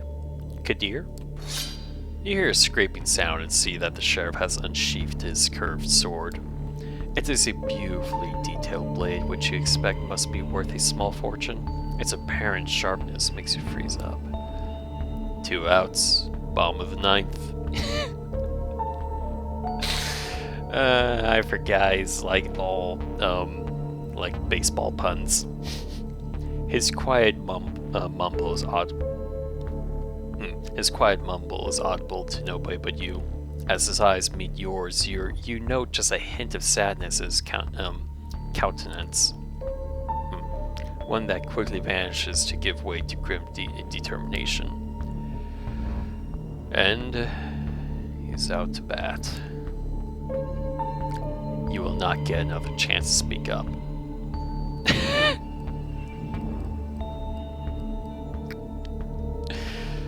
Ask for mercy. You make your choice. I'm not going down like this, damn it. Spare me! Prince, if I may ask you to stay the sheriff's hand for a while longer. No, she also kind of looks like she would have like a Southern Belle kind of like tinge to her. But this being like New York, I think it's more likely that she has that kind of like transatlantic voice. Kadir looks at the prince, awaiting her response. The sword is still hanging above you, threatening to fall at a moment's notice. Is there something you'd like to say, Miss Langley? Yes, if I may. At first, the prince looks somewhat annoyed at the distraction, but she stays quiet for a while, measuring the mood in the room. Okay, so I wasn't sure how well I was good at differentiating the two voices between them, but I think now that they're going to be like talking one after the other, okay, this is going to be a challenge. Whew. The bored elites suddenly look at you with aroused interest, some of them dismayed at not seeing the bloodshed. Oh, excuse me. But all intrigued by the unexpected twist. The prince nods. Well, let's hear it. Sophie takes a few steps forward, all eyes on her now, but Kadir's heavy hand on your shoulder makes it clear you won't won't take advantage of the distraction. My prince, while the traditions are clear, I believe that the proper context should be observed in addition to the letter of our laws. This fledgling is a burden, but with proper guidance, they could become an asset to our domain. Am I to understand you are volunteering to take this sireless child under your protection? Yes, I happen to think they might hold a potential that would be unfortunate to waste. I do expect their full cooperation, of course. How am I doing? Differentiating these two voices. Let me know. Whispers can be heard again, an incredulous voice or two. A hush, just behead. A hush, just behead the motherfucker. Or just behead the fucker. Some suppressed exclamations of surprise. Silence. I ask all of you to make a note of this moment. I might not be persuaded to bend one tradition in this child's favor, but another will have to be enforced even more firmly in its stead. In its stead. Until thy progeny shall be released, thou shalt command them in all things. Their sins are thine to endure. Are you certain that's a responsibility you wish to shoulder, Miss Langley? I am willing to guide this fledgling and add a valuable ally to our secret in a time of need, yes. But I would like to receive the right of destruction over them, if it pleases you. Destruction? Oh, hell no. Give me a chance to prove myself, Prince. Remain silent. I'm gonna remain silent because I don't wanna cause a fuss. It's clear tensions are high. It feels surreal to listen to strangers discussing your death, or second death apparently, and keeping silent. You decide it's for the best to let Sophie handle this alone and not interject. You have no idea how I handle this eyes wide shut crowd. Yep, that's fair.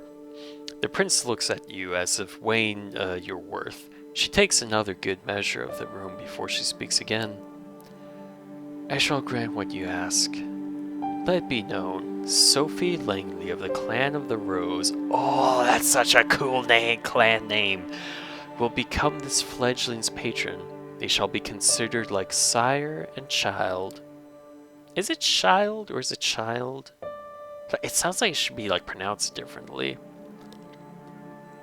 Miss Langley will take full responsibility for them, and I grant her the right of destruction if she sees fit to use it.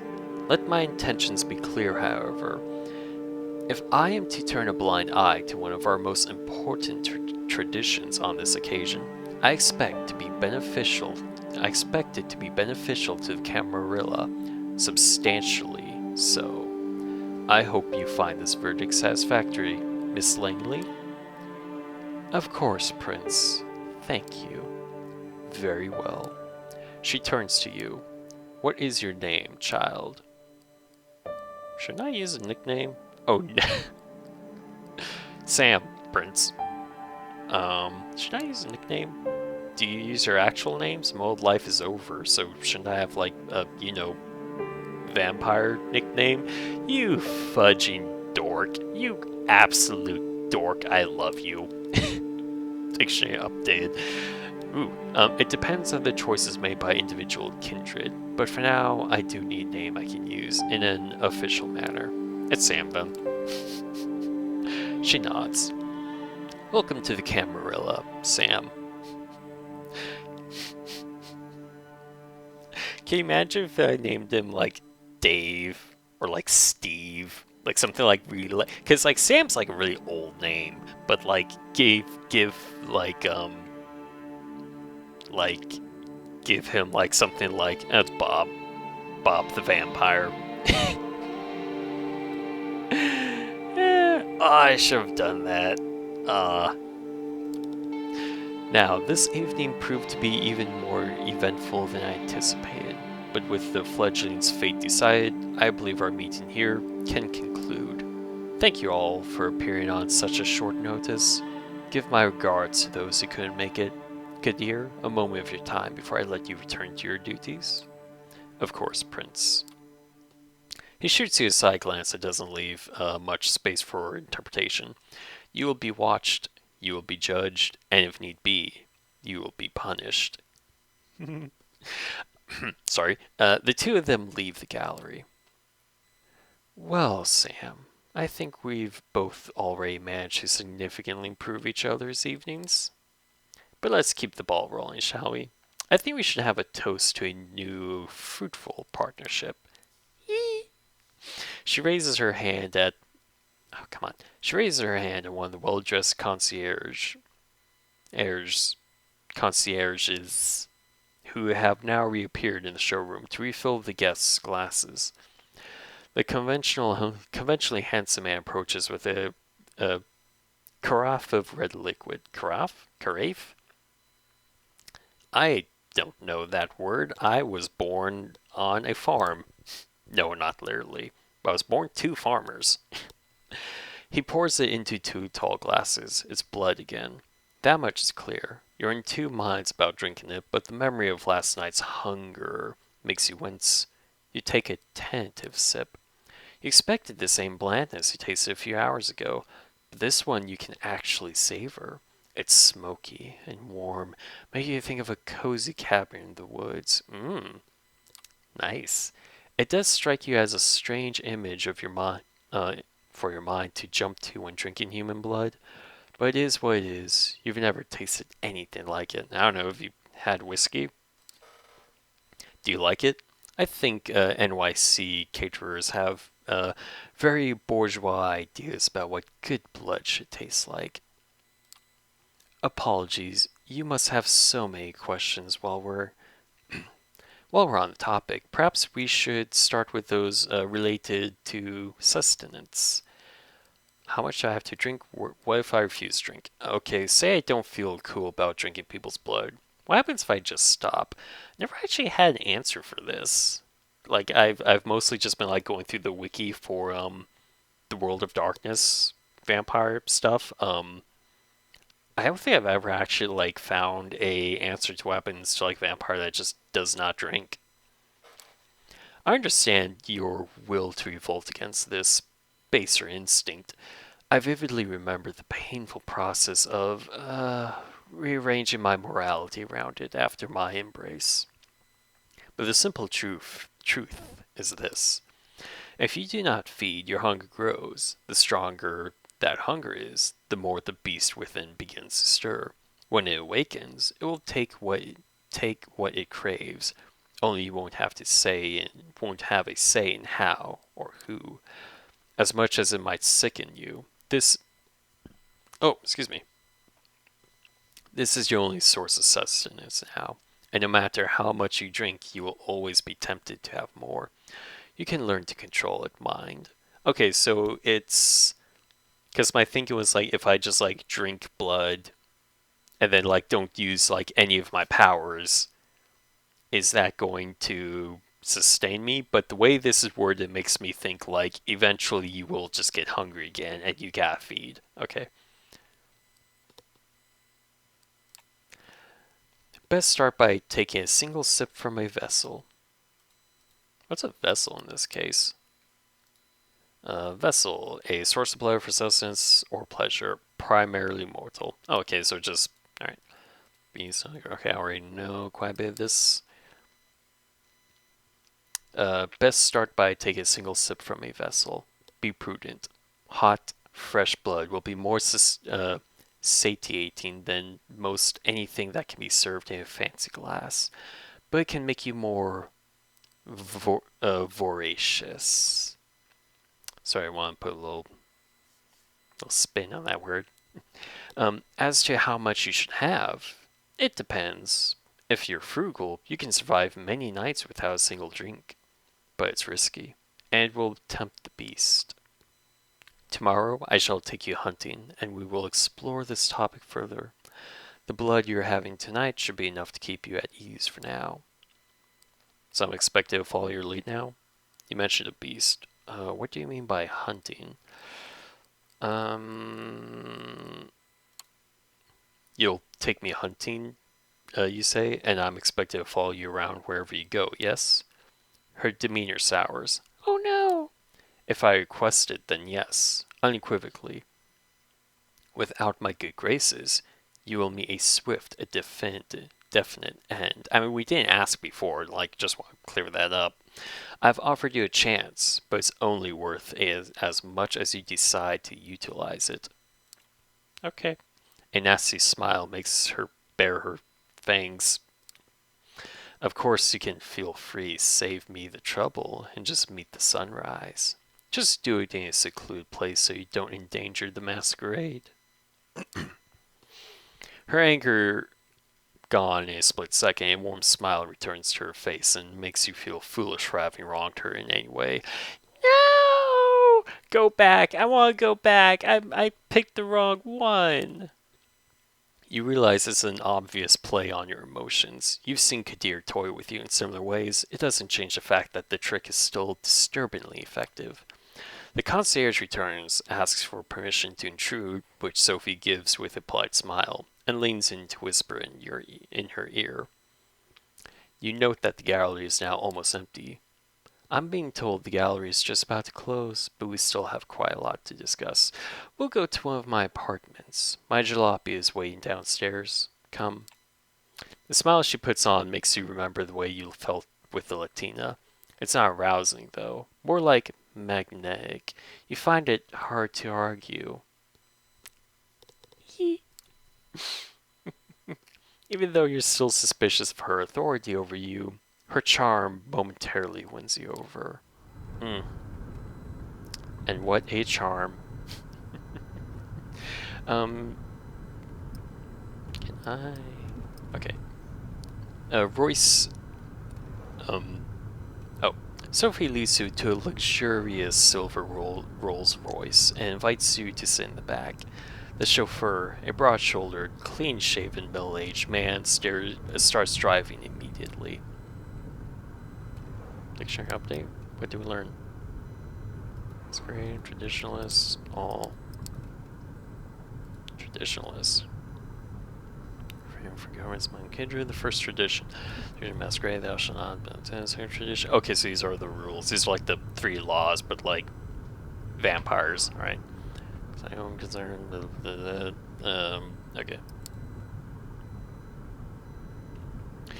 Where did we leave off? I believe I started telling you a bit more about our customs. You've heard the prince refer to our traditions. The chief among them is the masquerade. As you might have gathered from us assembling at a niche gallery after closing time, our comings, goings, and doings tend to be somewhat secretive. We do not advertise our existence. We allow myths and modern fiction to morph and muddle the facts. I don't know, given like how much what I have learned about the kindred, the vampires in the World of Darkness series, it feels more like it's just every like vampire myth mixed into one. Like the clans, like the whole clan system like explains like why there are like different types of vampires, or not clans, bloodlines. Like explains like the different types of vampires, the fact that there are just like a bunch of different vampires. Like there's like as I recall, like there are mages who like turn themselves into like a kind of vampire that's not like connected to any of the other bloodlines. I think I haven't really gone into them yet. There's like vampires from like different areas. There's like I think like Asia has like its own like weird pseudo vampire that's like a spirit that like haunts a person. I think India I think has like the more traditional like vampires like from this game kind of vampire. I think it's like something, or was this something different? I can't. No, I think they have like a vampire too. Yeah, it's kind of interesting that there's just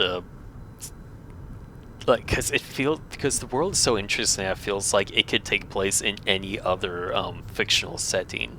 Like you could like, you could probably like drop this into like the Marvel universe and it would fit just fine. Like, you could probably drop it in trying to think of like another example that's not just like another like comic book universe like DC.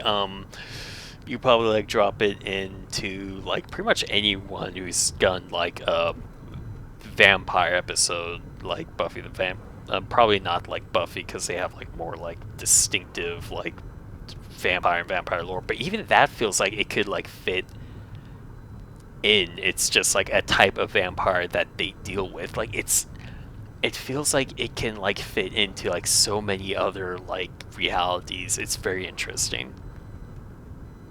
We do not advertise our myths and morals, fiction, morph, and muddle of facts. So to the vast majority of kind, we remain bedtime stories and pop culture icons. Say, is that one television show about how vampire angels so popular? What did I say?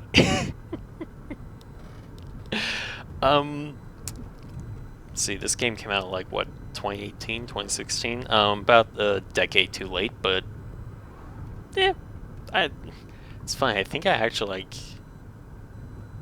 When did I just rewatch Angel? I think that was about a year ago. I rewatched it. You shake your head in confusion. She shrugs and continues talking, looking a little bit more dejected than before.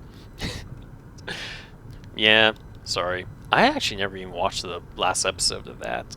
And apparently it like kind of had an issue of like it was supposed to have like another season. Okay, I'm getting off topic. Our clandestine ways help us remain safe, allow us to explain away the occasional trip up to the rational minds of 21st century humanity, and dictate much of our interactions with mortals. Ooh.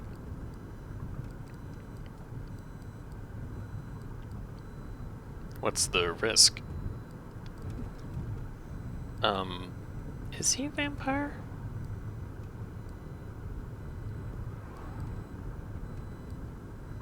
I feel like we're only going to be able to like learn one thing, or not two. What's the risk? What's the worst that can happen if you're a vampire? I'm sure you can defeat any threat that comes your way. It would surely make things easier if we could. Unfortunately for us, there are plenty of things that harm us. Chief among them are sunlight and fire. Both will burn you to ash.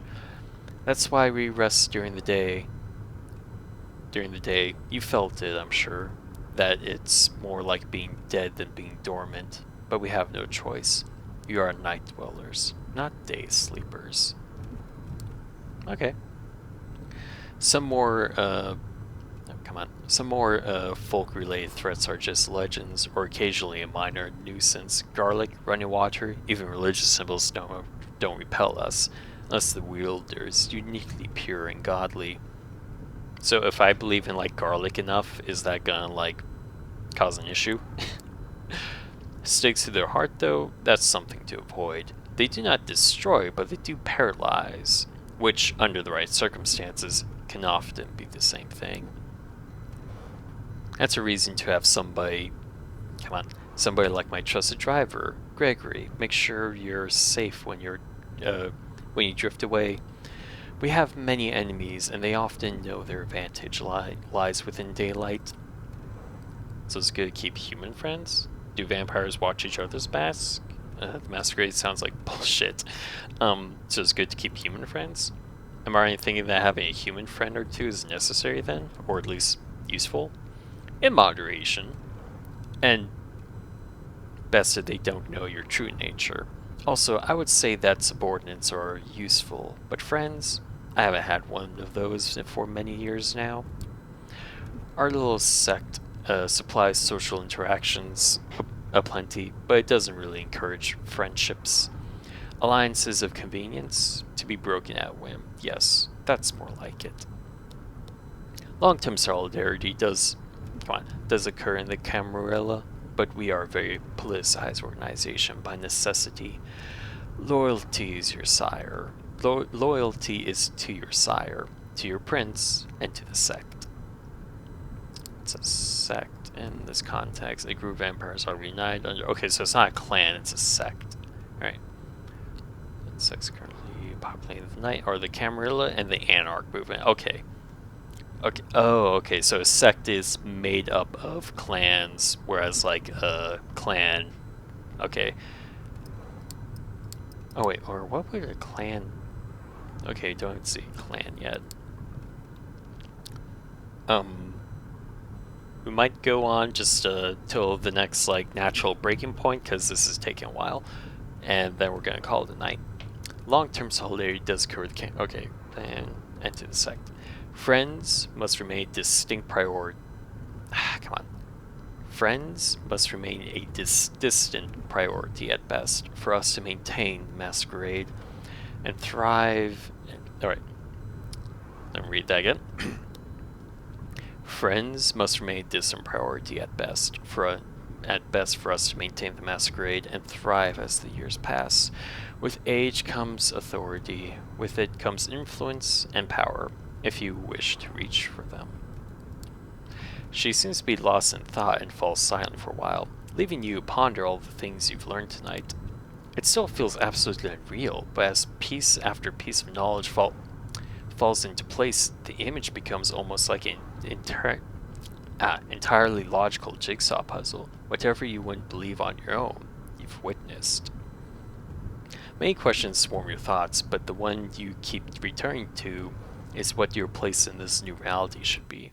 The car stops. You are in the city, in front of an old but well-renovated apartment building. We're here. Would you like to see your lodgings? Yes, please. Is it another parking lot room? How long do you expect me to stay here? I'm gonna be grateful, cause she's nice. That's neat. Consider it the first of many gifts that I'm able to grant in exchange for loyalty. Come upstairs. She leads you through a small hall with a night guard who greets Miss Langley with a good evening. And you take the stairs up to the second floor. Sophie opens the door to room 209.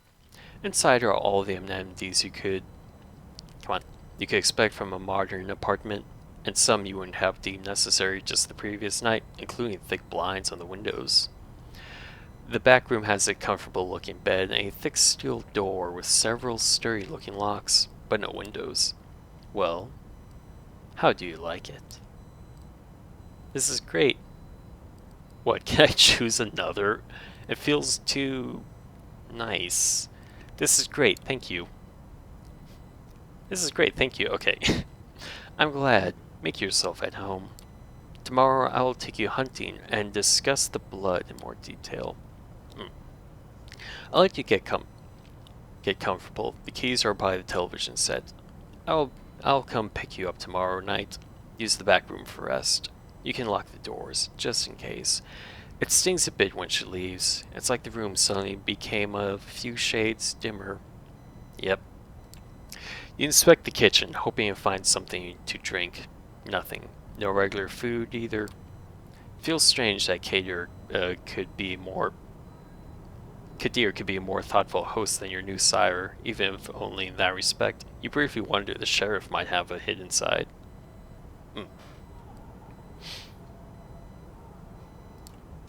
With nothing left to do, you lie on the couch with the TV playing in the background for company. Columbo reruns. I have never actually watched Columbo. I'm only like vaguely aware of it in that sort of like cultural osmosis, and how like it like kind of like keeps reoccurring like every like decade or so. Like of like people discovered, oh, have you watched Columbo? It's like, what? Because like I remember people talking about Columbo when like I was young. And then, like, hearing people talk about it again, like, every couple of decades now. Kojak! Okay, that one I do know. Because I actually caught, I saw, like, a recommendation of, like, if you like Supernatural, go check out Kojak. It's, like, the proto-Supernatural. And it used to be on Netflix, and I didn't watch a lot of it, but I caught just enough of it. It's like, oh, yeah, this is a good show. I like it. President of the United States got himself into serious trouble again. Yeah, this was definitely like 2017, 2018, huh? President of the United States got himself out of trouble again. somehow.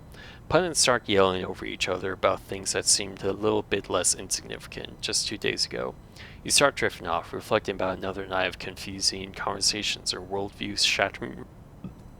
Oh, excuse me, that was terrible of me. Conversations and worldview shattering revelations. How many more before you finally understand what happened to you and what you're supposed to do now? You keep coming back to the life you left behind, the people you should contact, the things you want to pick up from your apartment. You wonder when you will have the chance for either. As you start to feel the same tiredness that made you drift into a cold sleep last night, you settle in the back room. The bed is comforting. The lack of windows, less so. You leave the light bulb on, looking at it. You realize it's the closest you'll ever come to staring at the sun on a breezy summer day again. A wave of melancholy overwhelms you. A few minutes later, your consciousness fades and you take the plunge into darkness again. Sinking, sinking, sinking, sinking. Yeah. Alright, should I save here or should I hit rest and then save? Oh, I love this map. It's such a cool map. Yeah, because so there's New York, the island. I'm not actually familiar with like the areas around New York though. Alright, so I'm just gonna hit rest. Hunger's at the heart of vampires. Okay, you know what? I think this is actually a good place to just save and exit. Alright. That's Vampire, the Coteries in New York. That was fun! I love that. I love doing the voices. I love reading everything. It actually came out a lot nicer than before. Next time, definitely gotta remind myself to like drink some tea beforehand though. Yeah, so next stream is going to be Control Tuesdays, this Tuesday, same time, 4 o'clock p.m. Eastern Pacific time. Yeah, thank you all for coming out tonight. This has been like a really wonderful game. I'm so glad I'm finally playing this. Is there anything else I need to say? Nope, nothing I can think of. Let's see if there's anyone I can raid. Huh, no, there's not a lot of people on tonight. Okay. Anyway, thank you all for coming out so much tonight. If you like what you see here, please hit that like button, and subscribe, and go... I started with the YouTube stuff first, I'm sorry. Hit that follow button to like to subscribe, all the good stuff. If there's someone if you think might like this stuff, please share it with them. Yeah, and I will see you all next Tuesday. Have a good night, everyone. Bye-bye.